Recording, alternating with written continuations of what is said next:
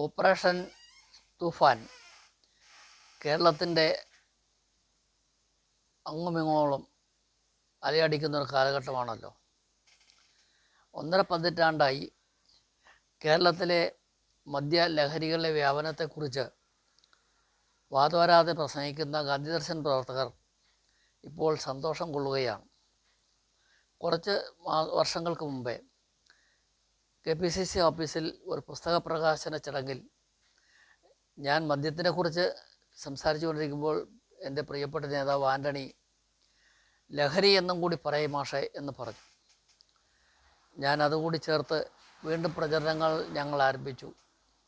ഇപ്പോൾ VD സതീശൻ മുഖ്യമന്ത്രിയായി വന്നിട്ടുള്ള ഈ UDF ഗവൺമെൻറ്, അതിലെ ആഭ്യന്തരമന്ത്രി രമേശ് ചെന്നിത്തല, ഗവൺമെൻറ്റും മന്ത്രിമാരും ശക്തമായി ഇടപെട്ടുകൊണ്ട് ഓപ്പറേഷൻ തൂഫാൻ കേരളത്തിൽ നിറഞ്ഞു നിൽക്കുകയാണ്. 10,000-ഓളം കേസുകൾ ചാർജ് ചെയ്തു, നൂറുകണക്കിന് ആളുകളെ അറസ്റ്റ് ചെയ്തു.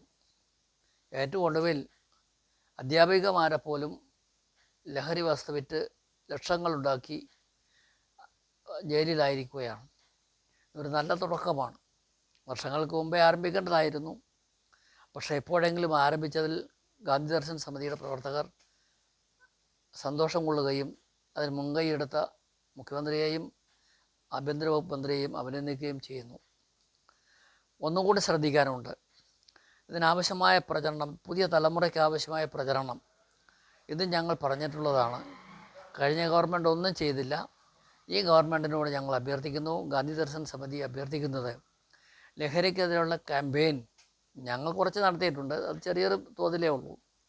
വലിയ തോതിൽ എല്ലാ സ്കൂളുകളിലും കോളേജുകളിലും വിദ്യാഭ്യാസ സ്ഥാപനങ്ങളിലും യുവജനങ്ങളുടെ പരിപാടികളിലും സത്യം ചെയ്യിക്കുന്ന ഒരു പരിപാടി, അവരുടെ നെഞ്ചത്ത് കൈവച്ച് ഞാൻ ലഹരിയോ മദ്യമോ ഉപയോഗിക്കുകയില്ല എന്ന് സത്യം ചെയ്യിക്കുന്ന ഞങ്ങൾ നടത്തുന്നൊരു പരിപാടി എന്തുകൊണ്ട് ഗവൺമെൻറ് ഏറ്റെടുത്ത് വിദ്യാഭ്യാസ സ്ഥാപനങ്ങളിലേക്കും യുവജനങ്ങളുടെ പൊതുവേദികളിലേക്കും എത്തിച്ചു കൊടുക്കുന്നില്ല എന്നാണ് ഒരു ചോദ്യം ഗവൺമെൻറ്റിന് മുമ്പിലേക്ക് ഞാൻ വയ്ക്കുന്നു.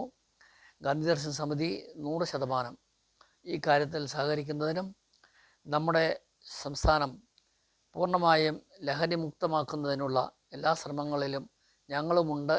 അതോടൊപ്പം കേരളം മുതൽ മാതൃകയായി മറ്റ് സംസ്ഥാനങ്ങളെ കൂടി പങ്കെടുപ്പിച്ചുകൊണ്ട് ഒരു പുതിയ ശൃംഖല ഉണ്ടാക്കാൻ ശ്രമിക്കുന്നതിനെയും ഗാന്ധിദർശൻ സമിതി സന്തോഷിക്കുകയും അതിനുള്ള നേതൃത്വം കൊടുക്കുന്നവരെ അഭിനന്ദിക്കുകയും ചെയ്യുന്നു.